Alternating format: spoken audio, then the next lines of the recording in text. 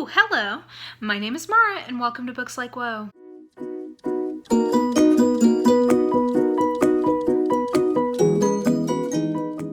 Okay, so we're taking a little break from the new entries into the Project Poirot in terms of new novels, and we are taking a look at adaptations this week. If you don't know, normally I read a Poirot novel for Project Poirot, which is what this video is a part of. I've been reading them in roughly chronological order / order of publication, including some of the short story collections and whatnot, but this week we're going to take a little break. But if you are somebody who enjoys all things Agatha Christie, definitely check out the playlist, because I am reading, and very soon will have read every single Poirot novel / short story. Now, anytime Agatha Christie comes up, particularly anytime Poirot comes up, there's always a lot of discussion about the adaptations, particularly because the David Suchet adaptations from the BBC are so beloved, and so many people who end up reading Agatha Christie started by seeing those adaptations and really enjoying them.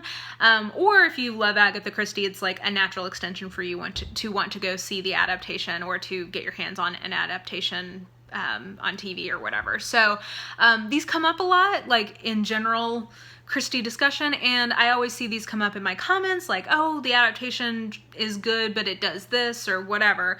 So I thought it might be fun for me to just go through some of my favorite adaptations. Now, when I was first doing this, I was like, oh, I'll come up with the best ones. And I just decided that was way too subjective, because even the one that I think is like clearly the best adaptation that they ever did, I know that some people actually really don't like that adaptation. So, I think that there's just such a level of like personal taste involved that I'm just going to say what my favorite ones are. And I've kind of divided this into, I picked my 3 favorite movies, my 3 favorite Suchet adaptations, and my 2 favorite Suchet adaptations that took what I think was not a very good book and turned it into an interesting story. Like, they found a way to make it good. My disclaimer here is that I only have one non-Poirot adaptation in this entire list, and that's because, honestly, I have never really liked the Marple adaptations I've seen for the most part, and I don't know that I've ever seen a non-Marple or Poirot Agatha Christie adaptation. I might be wrong about that. Okay, guys, I have no idea what I was thinking, because and then there were none. Like, there's been a lot of adaptations of that. I've seen many. I would say that the one that I do really enjoy was the one that came out from the BBC a couple of years ago. It was like a 2-part miniseries thing, here in the US at least. And yeah, I thought that one was really well done. Okay, back to me. This is almost completely Poirot and one Marple, just because I think that's where there's an embarrassment of riches when it comes to adaptations for Christie's work. So, without further ado, let's start with my 3 favorite Agatha Christie film adaptations. Now, if you have watched this channel for any length of time, I don't think any of these will be a surprise to you. Maybe the last one. My number 1 favorite Agatha Christie film adaptation, and my favorite Agatha Christie adaptation period, is The Murder on the Orient Express from the 70s. The one with, Ingrid Bergman and Sean Connery and all those guys. I did a review of that. I did a comparison of that with the new version of Murder on the Orient Express that came out. I absolutely adore that movie. That's a top 5 movie for me, period. Like, it is exactly what I want from a murder mystery, like a whodunit on film. I think that it is beautifully shot. I really love all the acting in it. It's just fantastic, in my opinion. If you've never seen it, even if you don't end up liking it, to me, it is like an iconic Christie adaptation. So I recommend watching it purely just as like, so you have an opinion on it. But that being said, everybody I've ever shown that to, and like I've made people watch it because I'm like, this is so good.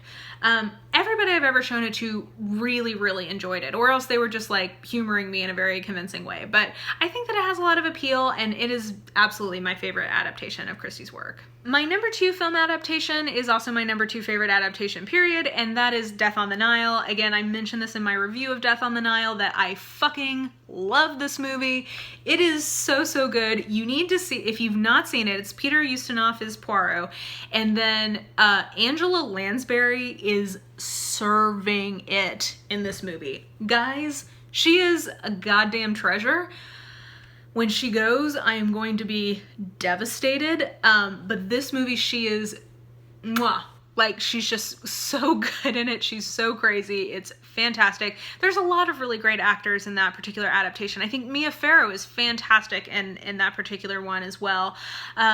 Really great scenery, and just, it's so fun, and a really good adaptation too. They only made very minor changes actually from the source material in that particular one, and I think all of them were for the best. So that's another one that I just think is like superb, right behind Murder on the Orient Express for me. And then my third favorite film adaptation, and probably my third favorite overall adaptation, I do tend to prefer these film ones to the Suchet, even though Suchet is sort of like old reliable. I do think just like interesting, interest-wise, use of the source material-wise, and just like general like setting-wise, these are a little bit better.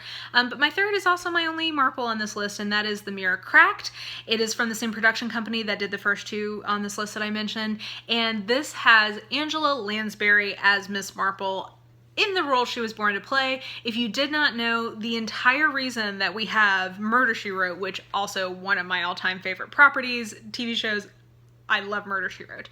But the entire reason we have that is that the producers of that show saw Angela Lansbury playing Miss Marple and was like, oh, you were born to be an old lady detective. Like, let's build an entire series around you doing this. She's so good in it. It has Elizabeth Taylor, like, slaying the game with, like, flower crowns. Pierce Brosnan in his first ever movie appearance. He does not have a speaking role, but he gets to kiss Elizabeth Taylor.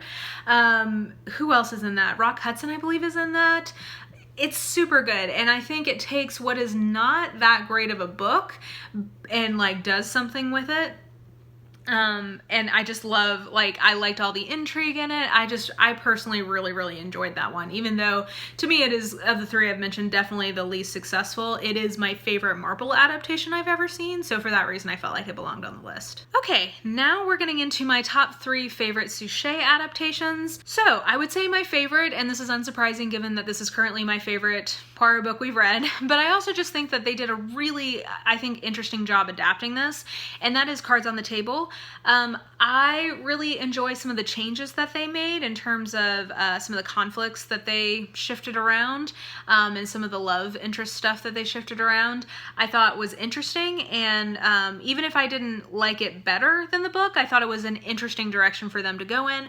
If you don't know, my kind of like attitude towards adaptations is that they're an interpretation of the text, and even if it's not faithful to the original text, if it's an interesting addition or interpretation of it, then I'll roll with it. Like, I don't need them to be 100% faithful unless I just feel like it's completely antithetical to the spirit of the original work. So in this case, I think that they make some interesting sort of like changes and adaptations of the original text to tell the story that they're trying to tell. I do think that the Suchet adaptations tend to add a lot of like sex intrigue whenever they can. We'll get to that here in a minute.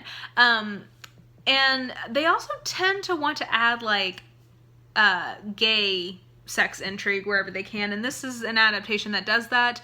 I don't know that it's wholly successful, but I do think it is interesting and does add, I think, some extra layers for the detectives in the story in terms of some of their motivations. So that being said, I do find that to be a really interesting adaptation, one that I personally really enjoyed. In terms of like the best Suchet adaptation that I've seen, in terms of like, I think really faithful to the book and communicating what happens in the book in a really effective way in terms of like the visualization of it, is After the Funeral. I think that the way they handle all the twists and turns in that actually really, like, the material itself lends itself to the visual medium, and I think they did a really good job of sort of capitalizing on places where the fact that they were telling a story visually really played to their advantage, and I think that they did a good job capitalizing on that.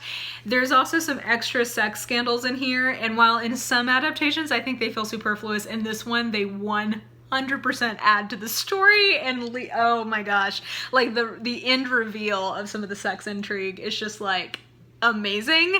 And it also involves, oh god, what's that guy's name? The hot hunky actor who showed his dick in that one movie. What's his name? Okay, I'll put it on the screen because I can't think of it right now, but he's in it and like looking fine, so I'm not saying no to that. But anyway, that is probably the best Suchet adaptation in terms of like, I feel like they were really faithful to the spirit of the story and like actually enhanced the story through their ability to have some visual storytelling. And then I just have a real fondness for their adaptation of Lord Edgware Dies. I think they play up a couple of aspects that are not necessarily in the novel, but again, I think they work for the adaptation in terms of Poirot and Lady Edgware's relationship. And I don't know that it's one of the best ones, but it's one that I have a lot of personal affection for. I've seen it several times and I always just like it. Like, I enjoy that story anyway, but like I do just like that particular adaptation. So I don't know that it's the best one, but it's one I enjoy. And you know, it also features a kick-ass pair of pince-nez, so I'm always here for that. And then finally, two adaptations from the Suchet verse that I think did a really good job of taking what I think are understood to be weaker Poirot books and doing something with the story to make it better. Like, I think that the storytelling of the Suchet is probably better than the book. That being said, one of these books I did not like at all, and the other one I actually really like. So even though I can acknowledge, like, yes, that was probably a smarter storytelling decision, I still prefer the book. And that one is The Big Four. So I can acknowledge that The Big Four is not that good of a book, but I personally really just enjoy it because I liked sort of the thrillery aspects of it. But I think they did a good job of kind of taking the really implausible pieces of that particular book and finding a through line that made much more sense from a storytelling perspective and improved the source material. I can admit it, even though I prefer the book, I admit that what they did made more sense, I think, from a storytelling perspective. And then the one that I straight up, I didn't like the book, and seeing the adaptation, I was like, this is much better, was Mystery of the Blue Train. So I think the thing I didn't like about Mystery of the Blue Train is I just don't think that the pieces came together well enough, and I don't think Agatha Christie did an effective job of managing her cast. It was just too big, and I think it just got really muddy. And I think the fact that they kind of streamline things and remove some of the perspective issues, because I think that's the other thing, you don't have a Hastings for that book, and I don't think she'd learned how to do that very well yet. So I think that they just essentially eliminated some of the problems narratively in that book and made a pretty like solid story out of that I was like, oh, this is a lot better. Also, if I remember rightly, Elliot Gould is the dad in that one, and like, who doesn't love Elliot Gould? So yeah, that is some of my very favorite Agatha Christie adaptations. There's an embarrassment of riches when it comes to at least the quantity of these. The Suchet verse includes every single Poirot novel and short story, except for I think one short story they didn't get to. So that's really impressive. So there's like an entire, like, if you want an adaptation of a Poirot, one exists, and I think that's really cool. And yeah, there's ones that are better than others, but I think in general I'm thankful that Agatha Christie's work continues to be adapted because it means that new readers continue to find her. So yeah, those are just some of my favorites. Definitely let me know what some of your favorites are in the comments, because like I said, there's an embarrassment of riches, so there's plenty of room for people to have a lot of different favorites. But yeah, I think that will do it. Thanks for tuning in for another episode of Project Poirot. I believe next week we have the Harlequin tea set, so that'll be fun to return to some Agatha Christie short stories, because you know I absolutely love those, before we wind down with the final novels. So definitely tune in next week to talk about some short stories. But yeah, other than that, if you enjoyed this video, please like, subscribe, follow me on the social medias if you are so inclined. I have all that information listed in the description box below. And I think that will do it. I hope you're having a really great day, and I will talk to you soon. Bye!